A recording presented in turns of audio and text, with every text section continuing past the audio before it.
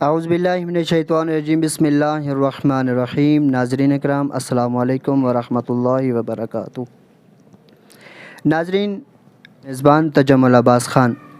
قوم المقدسہ کی سرزمین پر ہمارے لیے آج خوش بختی کی بات ہے کہ ہمارے ساتھ پاکستان سے آئے ہوئے قائد ملت جعفریہ کے نمائندہ خاص علامہ سید ناظر عباس تقوی صاحب موجود ہیں۔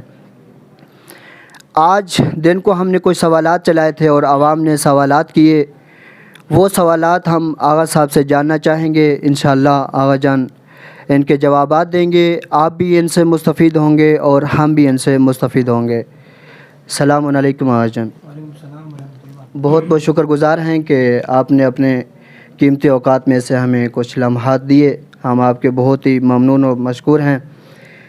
سب سے پہلا سوال آغا جان میں آپ سے یہ کرنا چاہوں گا کہ ملی قومی پلیٹ فارم قیادت آئینی دستور بنانے کا کیا طریقہ کار ہے، اس کے بارے میں آپ بیان فرما دیں۔ اعوذ باللہ من الشیطان الرجیم، بسم اللہ الرحمن الرحیم۔ سب سے پہلے تو میں آپ کے چینل ولایت کا یوٹیوب پر جو آپ کا چینل ہے اس کا شکریہ ادا کرتا ہوں کہ آپ یہاں تشریف لائے اور کچھ سوالات جو آپ نے کرنے ہیں اس کے وسیلے سے لوگوں تک آگاہی کوئی پیغام پہنچے، اس کا شکریہ ادا کرتا ہوں آپ کا جو بنیادی سوال ہے قیادت کا انتخاب اور قیادت کو کیسے منتخب کیا جاتا ہے دستوری طور پر۔ دیکھیے، پاکستان میں تقریباً تحریک جعفریہ کے جو آغاز ہوا وہ سید محمد دہلوی کے زمانے سے 1964 سے ہوا، اگرچہ کہ شیعہ مطالبات کے نام سے اس کا آغاز کیا گیا تحریک کا، اور اس کے بعد پہلے قائد ملت جعفریہ جو ہے وہ سید محمد دہلوی صاحب بنے۔ اس کے انتقال کے بعد 1977 میں مفتی جعفر صاحب کو باقاعدہ علماء کرام نے اکثریت رائے سے منتخب کیا۔ جب پاکستان میں اسلامائزیشن کا نعرہ لگا، اسلامی نظریاتی کونسل کے ممبر تھے مفتی جعفر صاحب، وہاں سے استعفیٰ دیا اور پھر عوام میں آ کر انہوں نے جدوجہد کا ایک سلسلہ شروع کیا۔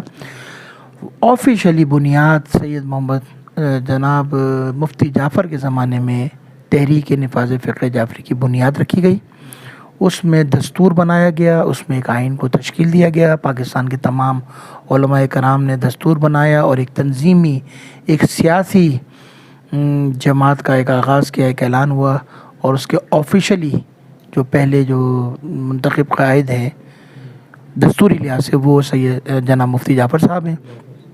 اسی دستور کے مطابق پھر قائد شہید علامہ عارف حسین حسینی کو بنایا گیا، اس دستور میں کچھ امنڈمنٹ کی گئی، اسی دستور کے تحت، اسی آئین کے تحت قائد شہید کے بعد قائد ملت جعفری علامہ ساجد نقوی کا انتخاب کیا گیا۔ یہ ایک انتخابی ایک عمل ہے دستور کے تحت۔ دستور کے مطابق قیادت کا انتخاب جو سپریم کونسل ہوتی ہے، جو تنظیم کا جو اسٹرکچر ہے، جو آپ کہہ سکتے ہیں اس کو اس زمانے کے اندر جو ہے وہ کہلاتا ہے مرکزی کونسل کہلاتی ہے، اس کے اختیار ہے کہ وہ قیادت کا انتخاب کرے۔ اس میں بزرگان کی رائے بھی ہوتی ہے اور بزرگان جو ہے وہ نومینیٹ کرتے ہیں افراد کو، اس کے بعد ان کا انتخابی عمل شروع ہوتا ہے۔ دوسرا سوال ہے جناب، قومی پلیٹ فارم کو مضبوط کرنے کے لیے تنظیمی تربیت کس طرح کی جائے، اس کے بارے میں وضاحت کر لیں۔ دیکھیے، یہ سوال بڑا بنیادی سوال ہے اور اس کے جواب جو ہے بہت تفصیلی ہے، لیکن میں بالکل خلاصہ کروں گا۔ دیکھیے، سب سے بنیادی کام ہی جماعتوں کے اندر لوگوں کی تربیت کرنا ہے، لوگوں کو تربیت کرنا، لوگوں کو ان کے اخلاق کو، ان کے کردار کو، ان کو آراستہ کرنا۔ اور یہ تربیت کا عمل اس لیے ضروری ہے، ظاہری بات ہے کہ سیاسی جماعت ہے، ایک مذہبی جماعت ہے، دینی جماعت میں اس میں کارکن کی ایک تربیت شدہ کارکن ہونا چاہیے، تاکہ جو بھی حالات آئیں کارکن نظریاتی ہو، کارکن اپنے اہداف سے، اپنے مقاصد سے کمیٹڈ ہو۔ تو اس کے لیے تربیت کی ضرورت ہوتی ہے، اور دستوری طور پر جو ہے ہمارا تربیت کا سلسلہ ہے، لیکن اس پہ کمزوریاں ہیں، اور باقاعدہ ہمارا ایک 5 نکاتی ایک نصاب ہے، 5 نکات جو تربیت کے حوالے سے قائد محترم نے دی ہیں، اس کی امپلیمنٹیشن کی پوری کوشش کی جاتی ہے کہ اس پر عمل کیا جائے۔ اور گزشتہ 1-1.5 سال پہلے ہم نے صوبائی جب صدارت تھے تو ہم نے بھٹشا کے اندر ایک تربیتی کنونشن رکھا تھا 2 دن کا، اس میں پورے سندھ کے کئی ہزار لوگوں نے شرکت کی۔ اس میں مختلف سیاسی، اخلاقی، فقہی حوالے سے ہم نے دروس کا سلسلہ رکھا تھا۔ ہماری کوشش یہ تھی کہ ہم تربیتی حوالے سے ایک سلیبس، ایک نصاب کو تشکیل دیں، ترتیب دیں.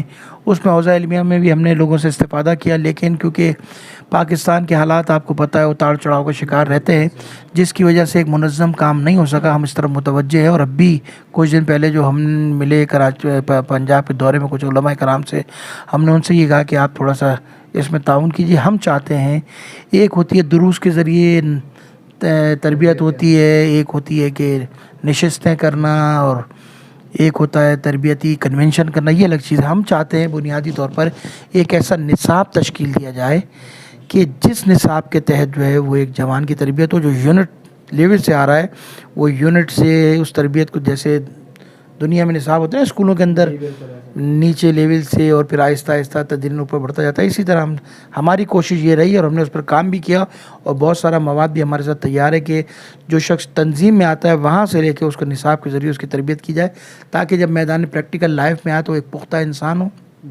عقائد کے حوالے سے، اخلاق کے حوالے سے، فقہ کے حوالے سے. اور ہماری کوشش یہ تھی کہ ہم اس میں کچھ مضامین جو ہے کچھ ایسے عنوانات تشکیل دیں، جیسے ہوتی ہیں مثلا مختلف موضوعات پر آیات اور روایات پر ایک پورا ہم نصاب بنائیں، تاکہ جس موضوع کے اوپر کہیں ہمارا تنظیمی کارکن یا ذمہ دار جاتا ہے اس کے مطابق آیات اور اس کو روایات اس کو یاد ہوں. تو یہ ہماری کوشش ہے. دعا کریں انشاءاللہ تعالی. حالات بھی کچھ پاکستان کے آپ کو پتہ ہے روزانہ کی بنیادوں پر اوپر نیچے ہوتے، اس وجہ سے مشکلات ہیں، لیکن اس پہ کام جاری ہے. تیسرا سوال ہم آپ سے یہ کہنا چاہیں گے، تنظیم کے ڈھانچے کے متعلق مرکز سے یونٹ تک تنظیمی دورانیہ کتنا ہے، اس کے بارے میں؟ دیکھیے دستوری طور پر جو ہے وہ تنظیمی دورانیہ جو ہے وہ ہے 3 سالہ. ہمارے یہاں تنظیمی طور پر انتخاب قیادت کا نہیں ہوتا. قیادت ہماری دائمی ہے، لائف ٹائم ہوتی ہے قیادت دستوری طور پہ. یہ بعض حضرات سوال کرتے ہیں کہ علامہ صاحب کو اتنے سال ہو گئے، علامہ صاحب جو ہے وہ تبدیل نہیں ہوتے. یہ دستوری مسئلہ ہے، لوگوں کو معلومات نہیں ہے. دستوری طور پر پورے پاکستان کی کونسل نے اس بات کے پر اتفاق کیا ہے کہ قیادت کے منصب پر کوئی الیکشن نہیں ہوگا، کوئی انتخاب نہیں ہوگا، قیادت دائمی ہوگی. ٹھیک ہے. اور ظاہری بات ہے نمائندہ ولی فقیہ بھی ہیں، تمام پاکستان کے جتنے جید علماء ان کو اعتماد ہے، رہبر کو ان پر اعتماد ہے، اور الحمدللہ قیادت اپنی جگہ پر مستحکم اور مضبوط ہے. ہمارے یہاں انتخابی عمل جو ہوتا ہے وہ ہوتا ہے مرکزی سیکرٹری جنرل کا، اور اس کا طریقہ کار یہ ہوتا ہے کہ ہماری کونسل جو ہوتی ہے، ہماری مرکزی کونسل، جس میں تمام صوبوں کے صدور جنرل سیکرٹری اور تمام تحصیلوں کے پاکستان کے صوبائی تحصیل صدر جنرل سیکرٹری، یہ ہمارا ایک فورم ہے انتخابی، جو مرکزی سیکرٹری جنرل کا انتخاب کرتا ہے، اس کو ووٹ ڈالتا ہے، اس کے ووٹ سے مرکزی سیکرٹری جنرل منتخب ہوتا ہے. اسی طرح صوبوں میں چلے جائیے، صوبائی صدر کی بھی ایک کونسل ہے، سندھ کی ایک کونسل ہوتی ہے. 3 سال کا انتخاب صوبائی صدر کا بھی ہوتا ہے.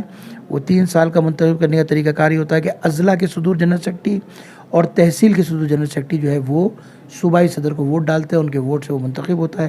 اسی طرح آپ تحصیلوں میں چلے جائیں، تحصیلوں کے اندر یونٹ صدر جنرل سیکرٹری اور تحصیلوں کے صدر جنرل سیکرٹری وہ ووٹ ڈالتے ہیں، جس سے تحصیل کا صدر منتخب ہوتا ہے. اسی طرح تدریجاً نیچے چلے جاتے ہیں. دورانیہ ان کا 3 سال کا ہوتا ہے. وَإِلَّا یہ کہ کوئی دستوری طور پر کوئی مشکل آ جائے، کچھ ہو جائے، تو اس کو قائد محترم کو اختیار ہے کہ اس کو ایکسٹینڈ کر دیا جاتا ہے.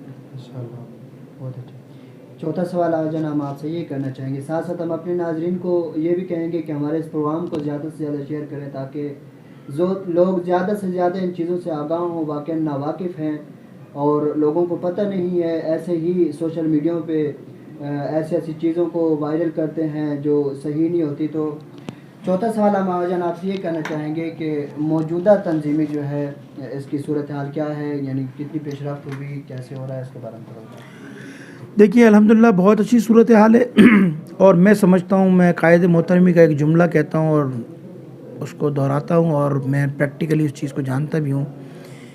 جو کچھ ہمارے ساتھ ہوا یہ قائد محترم کا جملہ ہے، اور میں انہی سے استفادہ کرتا ہوں کہ اگر کسی اور کے ساتھ یہ ہوتا تو شاید اس کا وجود ہی نہ ہوتا. یہ خاص لطف امام زمان ہے. اتنی مشکلات، اتنے بحران اور اتنا ہمارے ساتھ ہونے کے باوجود بھی آج بھی ہم اپنی پوری طاقت کے ساتھ، قوت کے ساتھ کھڑے ہیں.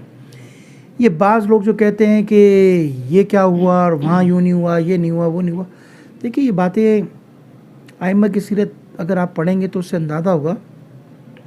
ہر معصوم نے اپنے زمانے کے حوالے، زمانے کے تقاضوں کے مطابق اپنی پالیسیاں بنائی، اپنی حکمت عملی بنائی. ہر امام نے تلوار سے قیام نہیں کیا ہے، ہر امام نے میدان کربلا نہیں بنائی ہے، ہر امام نے اپنے زمانے کے مطابق کربلا بنائی ہے. جیسے دشمن نے سازش کی، جیسے دشمن نے حکمت عملی بنائی، اسٹریٹجی بنائی، امام نے اپنی حکمت عملی بنائی، اسی کے مطابق امام نے اسٹریٹجی بنائی. اسی لیے آپ دیکھ لیجئے کہ آپ یہ نہیں کہہ سکتے کہ امامت کی قیام کے اندر کوئی اختلاف پایا جاتا ہے. نہیں، بنیادی چیز ظالموں کے مقابلے پہ، جابروں کے مقابلے پر امام نے جو قیام کرنا تھا، امام کا جو ذمہ داری ہے انہوں نے امام نے ادا کیا، لیکن طریقہ کار مختلف رہا. مولا کائنات کے زمانے کے تقاضے کچھ تھے، انہوں نے سکوت اختیار کیا. امام حسن کے زمانے کے تقاضے بدلے، جنگ بھی کی، تو اسی جنگ کے نتیجے میں صلح بھی ہوئی. کربلا میں امام حسن نے قیام کیا. امام سجاد کا زمانہ مختلف تھا، انہوں نے دعاؤں کے ذریعے کام کیا. ہماری قوم چاہتی کہ ہر وقت ہم قیام کی صورت میں رہیں، ہر وقت جو ہے بس وہ ہم جو ہے بس وہ للکارتے رہیں. نہیں، جیسا دشمن حکمت عملی اختیار کرتا ہے اسی کے مطابق حکمت عملی قیادتیں بناتی ہیں. یہ قیادت کی ذمہ داری ہوتی ہے کہ قومی حقوق کا تحفظ کرنا، قومی نظریات کا تحفظ کرنا، قوم کا تحفظ کرنا اپنے زمانے کے مطابق. میں سمجھتا ہوں اگر کسی نے بہترین حکمت اور دانائی کے ساتھ پالیسی بنائی ہے وہ قائد ملت جعفری کی پالیسی ہے. اور آج شیعہ نہیں، میں شیعوں کی بات ہی نہیں کر رہا، شیعہ تو شیعہ، آج اہل سنت کے علماء کرام اس بات کو تسلیم کرتے ہیں، کیونکہ میں بڑے بڑے علماء کرام اہل سنت کے مدارس میں بھی جاتا ہوں، ان کو بیٹھتا ہوں. آج وہ یہ کہنے پر آمادہ ہو گئے ہیں کہ پاکستان میں اگر کوئی شخص حکیم اور دانا ہے تو علامہ ساجد نقوی ہے، جس نے اس ملک کی فضا کو بہتر کرنے کے لیے ایک بہت بڑا کردار ادا کیا. اور میں اس کی بات نہیں کر رہا، میں تو حکومت کے اداروں کی بات کرتا ہوں. آج جو قیادت کا احترام وہاں پر ہے، اس کی بنیادی وجہ یہی ہے کہ آج وہ کہتے ہیں کہ ان کی پالیسی کی وجہ سے پاکستان بچ گیا، ورنہ جہاں پاکستان کو لے جایا جا رہا تھا وہ میرے خیال میں شاید پاکستان میں شیعہ دیوار سے لگے ہوتے. تو یہ قیادت کا رول ہے. قیادت اپنے زمانے کے حساب سے حکمت عملی بناتی ہے الحمدللہ. اور آپ نے جو ایک بات کہی تھی دوبارہ ذرا مجھے دوہرا دیں تاکہ میں اس کو کمپلیٹ کر دوں. یہ قیادت کا رول ہے. لوگ سوال کرتے ہیں کہ آپ نے کیا کیا.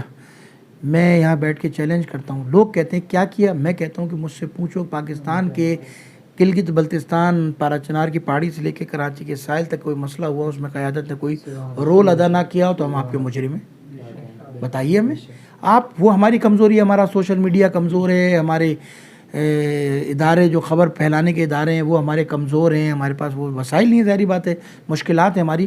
لیکن کوئی پاکستان کا ایسا مسئلہ نہیں ہے جس پر ہم نہ ڈٹے ہوں. یہ ایف آئی آریں پورے پاکستان میں جو کٹی ہیں، جو مشکلات ہوئیں، اس پہ کس نے اس سے اقدام اٹھایا؟ اگر مثال کے طور پہ پنجاب میں کوئی اقدام کر رہا ہے تو قائد کا نمائندہ ہے، سندھ میں کوئی اقدام ہو رہا ہے تو قائد کی انسٹرکشن پہ ہدایت پر ہو رہا ہے. بہت کچھ کیا ہم نے، بہت ساری چیزیں. ہر جگہ قیادت نہیں ہوتی. مثال کے طور پہ اگر میں کوئی کام کر رہا ہوں تو مجھے قیادت نے بینڈیڈ دیا ہے نا، مجھ پر قیادت نے اعتماد کیا. میرا کام قیادت کا کام ہے. قیادت کی رہنمائی کے بغیر ہم ایک پتہ نہیں لا سکتے.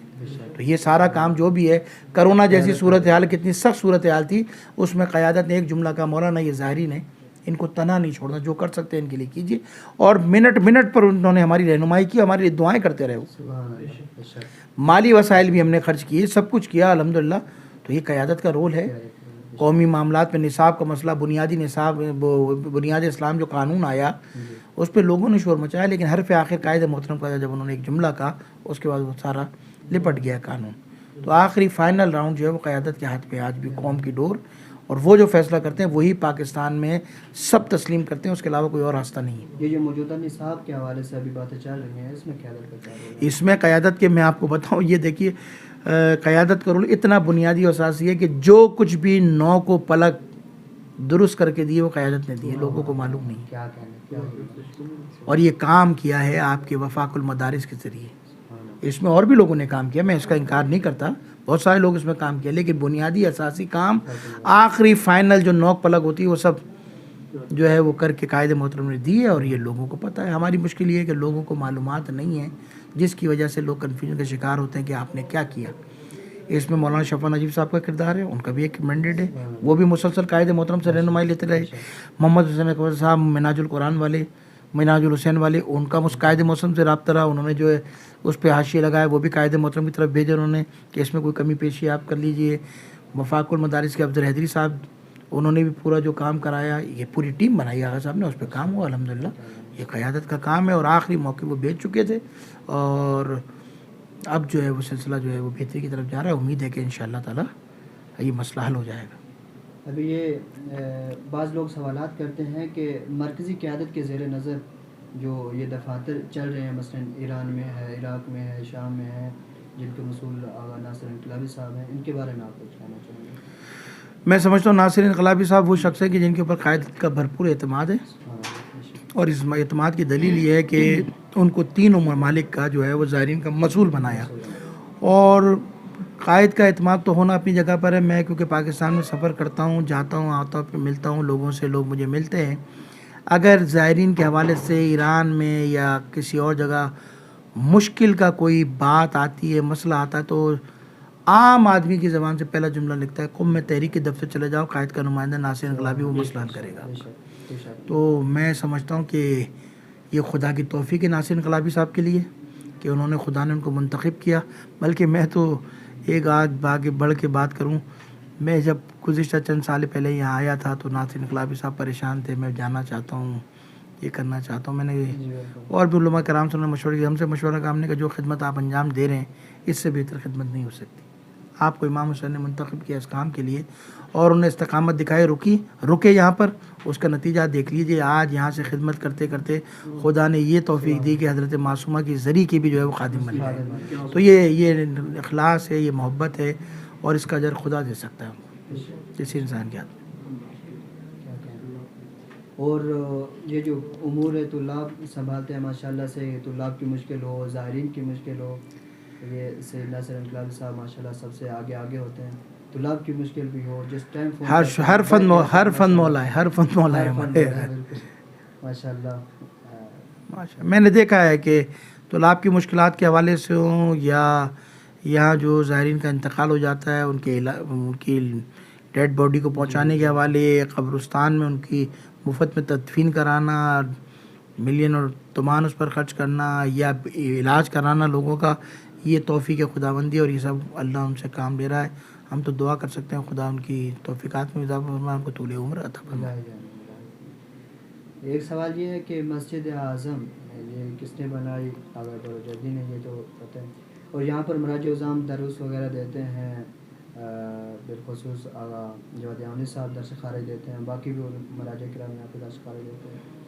اور مسجد اعظم نے ماشاءاللہ یہ دفتر تحریک کو ایک یہاں پر کمرہ بھی دیا اور ایک ہال بھی دیا جس میں وہ مجلس وغیرہ کرتے ہیں. ان کے بارے میں آپ کیا کہنا چاہیں گے مسجد اعظم والوں کو؟ دیکھیے مسجد اعظم کی تو ایک اپنی قدیمی تاریخ ہے، اور جو حوزے میں رہتے ہیں وہ تقریباً تمام حضرات جانتے ہیں اس کی ایک قدیمی تاریخ ہے، جس کی بنیاد جو ہے ہمارے آیت اللہ بروجردی بزرگ نے رکھی، جو اپنے زمانے کے یکتا ایک فقیہ تھے، مرجع تھے. ان کی خصوصیت یہ تھی کہ اس وقت تشیع کی رہنمائی کرنے میں بنیادی اور کلیدی کردار اگر کسی کا تھا تو آیت اللہ بروجردی کا کردار رہا. یہ انہی کی آج محنت اور ثمر ہے کا نتیجہ ہے کہ آج اس مسجد اعظم سے سال ہر سال سے لاکھوں طلاب استفادہ کر کے یہاں سے نکل گئے اور اپنی فیلڈ کے اندر خدمات انجام دے رہے ہیں. میں سمجھتا ہوں آیت اللہ بروجردی کی یہ وہ خدمت ہے، ان کی ساری خدمات ایک طرف، ان کے سارے زحمتیں ایک طرف، ان کی یہ اگر ایک بنیادی خدمت کو اگر تسلیم کر لیا جائے، آج دنیا میں جہاں کہیں بھی طلاب ہیں، جہاں کہیں بھی علماء ہیں، اس کا بنیادی، اس کا کلیدی اور بنیادی کردار جو ہے وہ آیت اللہ بروجردی کا ہے، کہ جنہوں نے ایسی مسجد تعمیر کی جس سے علم کی شعاعیں پھوٹتی ہیں اور پھوٹتی رہیں گی. اپنے زمانے سے لے کے اب تک میں دیکھتا آ رہا ہوں، آیت اللہ فاضل انکرانی، آیت اللہ مکارم شرازی ہیں، تو کبھی آیت اللہ حمدانی ہیں. ہمیشہ بزرگان نے اس مسجد کو مرکز بنایا. حالانکہ اتنے بڑے بڑے حوزہ علمیہ کے اندر مدارس موجود ہیں، یہاں پر حوزہ ہے، لیکن مسجد اعظم کو یہ اعزاز حاصل ہے کہ درس خارج میں جو مراجع ہیں وہ یہاں سے دیتے ہیں. تو اس درس خارج کی جو اہمیت اور حیثیت ہے وہ پورے پاکستان میں مانی جاتی ہے، اور یہاں کے طلاب پوری دنیا کے اندر خدمات انجام دے رہے ہیں. بلکہ یہ خدمات انجام نہیں دے رہے، میں یہاں بھی یہ بات بھی کہہ سکتا ہوں کہ یہ ثواب بھی کہہ لیجئے اور یہ اجر بھی جو آیت اللہ بروجردی کو جاتا ہے کہ یہاں سے بہت سارے پڑھ کر طالب علم ایسے نکلے ہیں جو اس وقت قیادت کی پوزیشن میں اور دنیا کے اندر لوگوں کی قیادت اور رہنمائی کر رہی ہے. یہ ساری مسجد اعظم کی برکت ہے، اور دعا کرتے ہیں خدا جن لوگوں نے آپ کو بھی یہ جگہ دی ہے، بھی تو برکت ہے کہ آپ کو بھی جگہ دی ہے، پاکستانی حضرات کو ہمارے، اور اس کے ساتھ ساتھ مجلس کے لیے بھی جگہ دی ہے. تو یہ دارالتلاوہ میں یہ ان کی خدمات ہے، ہم کے لیے دعا گوئے ہیں، ان کے بزرگوں کے لیے، ان کے اجداد کے لیے، اور جو ان کے یہاں پر متعلقین ہیں، جو ان کے بیٹے ہیں، خاندان کے افراد ہیں، ان کے لیے بھی دعا گوئے ہیں کہ پروردگار ان کی زحمتوں کو قبول فرمائے اور ان کی نسل میں اہل بیت کی محبت کو قرار فرمائے. ایک سوال اور ہم کرنا چاہیں گے آج جان، اور یہی سوال، اور اس کے بعد ہمارا آخری سوال ہوگا.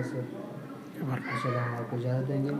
زائرین پاکستان کے حوالے سے جو نئی پالیسیز بن رہی ہیں بارڈر پہ ان کے لیے مشکلات کا سامنا کرنا پڑتا ہے, اس حوالے سے آپ کچھ کہنا چاہیں گے حکومت کے پیغام میں؟ دیکھیے زائرین کے حوالے سے بالکل واضح بات ہے, واضح پالیسی ہے. قائد ملت جعفریہ نے زائرین کی جو پالیسی بنائی گئی تھی اس کے اوپر بھی اعتراض کر کے اور وہاں بھیج دیے کہ اس میں بہت سارے نقائص ہیں, مشکلات ہیں, لہٰذا ہم اس پالیسیوں کو جو ہے وہ قبول نہیں کرتے, اس لیے کہ ہمارا زائر جو ہے وہ کوئی تجارتی مقصد کے لیے نہیں جا رہا, نہ وہاں کوئی جیسے دنیا میں لوگ گھومنے پھرنے نہیں جاتے. ہمارا زائر جاتا ہے اہل بیت کی زیارت کرنے کے لیے, ائمہ کی زیارت کرنے کے لیے.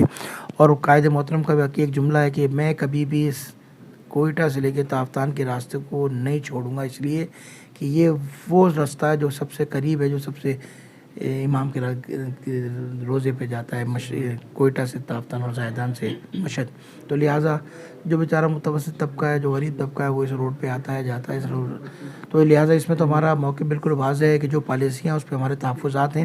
ابھی جو ایک ہفتے پہلے ہماری قائد محترم سے ملاقات ہوئی تھی اس میں بھی یہ بات گفتگو آئی تھی, اور انہوں نے ہمیں یہ ٹاسک دیا کہ مولانا جائیے جو بڑے کاروان والے ہیں, جو اس کے لیے مشکلات اب جو نہیں آ رہی ہیں, جو ایک فارم بنایا جا رہا ہے اور ان کے حوالے سے باتیں ہو رہی ہیں, ان سے تفصیلات لیجیے اور ان سے تفصیلات لے کے پوچھیں ان کے ان میں کن کن چیزوں پہ تحفظات ہیں, تاکہ ان تحفظات کے لیے ہم گفتگو کریں, بات کریں. میں پاکستان کے اور اس کے ساتھ ساتھ میں کہہ دوں یہ زائرین کے حوالے سے اس سے بڑی خدمات قائد محترم کی کیا ہو سکتی ہے کہ تافتان کے اوپر زائر سرا بنایا گیا, لوگوں کے لیے 80 سے زیادہ واش روم بنائے گئے. وہ بیچارے جو خواتین وہاں پہ سرے آسمان پڑے رہتے تھے سردی گرمیوں کے اندر, ان کے لیے ایک بہت بڑا ہال بنایا گیا. قائد ملت جعفریہ نے واش روم بنایا گیا.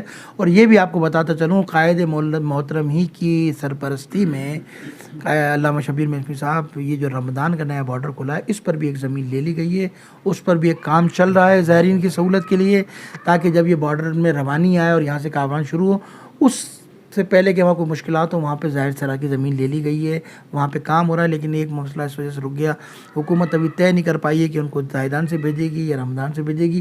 یہ جیسے فیصلہ ہوگا تو وہاں بھی ساری چیزیں ہماری بالکل ریڈی ہے اور قائد محترم کے حکم پر وہ سارا کام ہو رہا ہے. اس کے ساتھ ساتھ زائرین کی جو بھی مشکلات ہوتی ہیں وہاں پر ہم نے زائرین کے حوالے سے مدر علی صاحب ہمارے نمائندے تھے اور وہ کام کریں الحمدللہ. تو میں سمجھتا ہوں کہ زائرین کے مسئلے کو بھی قائد محترم خود ڈیل کرتے ہیں, خود دیکھتے ہیں. سبحان اللہ, سبحان اللہ. ایک سوال آ جان, یہ جو عوام کرتی ہے کہ ہم اگر گھروں میں مجالس کروائیں, عزاداری کروائیں تو ہم پر FIR کاٹ دی جاتی ہے, اس حوالے سے قیادت کیا کام کر رہی ہے؟ دیکھیں اس کے حوالے سے قیادت کا بالکل بھرپور اور دو ٹوک موقف ہے. انہوں نے بلکہ اپنی تقریروں میں کہا, اور ہمیں جب ملتے ہیں تو ان سے کہتے ہیں کہ مولانا ہم کام کر رہے ہیں اس کے اوپر, اور ہم اس راستے پہ جا رہے ہیں کہ اس کا آخری نتیجہ نکلے گا پاکستان میں FIR کاٹنے والے پھر کانپیں گے. مجلس اعضا پر FIR کاٹنے والے پھر جو ہے وہ, اور یہ جو ہم نے اقدام کیا, لانگ مارچ کیا, یہ ہم نے آقا صاحب کی رہنمائی میں کیا. مسلسل آقا صاحب نے ہماری رہنمائی کی. ہم نے پٹیشن لگائی تھا ہائی کورٹ کے اندر, جس کی رہنمائی آقا صاحب نے کی کہ فلاں فلاں سے میں نے کراچی کے نجی SHO سے لے کے اور اسلام آباد کے بڑے لوگوں تک ہم ملے اور اس مسئلے کو لے کے گئے, اور الحمدللہ پھر آپ نے دیکھا پورے سندھ کے اندر 6.5 پونے 7 لاکھ آدمی FIR میں ختم ہوا. اب یہ ٹاسک قائد محترم نے ہمیں پنجاب میں دیا. اب جو ہم پنجاب کا دورہ کر رہے ہیں, میں اور مرکزی سیکرٹری جنرل میثمی صاحب, تو اس کے بنیادی مقصد یہ ہے کہ ہم نے FIR جمع کرنا شروع کیے ہیں. 4 شیڈول میں جو لوگ نام ہیں ان کے نام لینا شروع کیے, اور آقا صاحب نے ہمیں یہاں تک کہا مولانا اس کو جمع کرنے کے بعد آپ پروگرام بنائیے اور سڑکوں پہ لانے کے لیے لوگوں کو تیار کیجیے. تو ہر کام کا ایک طریقہ کار ہوتا ہے, تدریجاً ایک کام ہوتا ہے. پہلے بات چیت ہوتی ہے, ہماری پالیسی بالکل واضح ہے, قیادت کی پالیسی ہے. اگر کوئی مسئلہ ہوتا ہے پہلے بات چیت کے ذریعے, اگر بات چیت کے ذریعے مسئلہ نہیں ہوتا عدالت کے ذریعے, عدالت کے ذریعے نہیں ہوتا تو پھر سڑکوں پہ لوگوں کو لایا جاتا ہے. اور الحمدللہ ہماری قیادت کا وزن ایسا ہی ہے کہ بات چیت کے ذریعے معاملات حل ہو جاتے ہیں, ہمیں سڑکوں پہ آنے کی ضرورت ہی نہیں پڑتی. ماشاءاللہ, بہت ہی خوب. ناظرین, آپ نے سماعت فرمایا کہ آغا جان نے جو ہمارے سوالات تھے, عوام کے جو سوالات تھے, ان کا بہت ہی احسن انداز میں جوابات دیے. انشاءاللہ آپ لوگوں کے جو سوالات تھے آپ انشاءاللہ ان سے مستفید ہوں گے. اسی سے ہم اجازت چاہیں گے. والسلام علیکم ورحمۃ اللہ.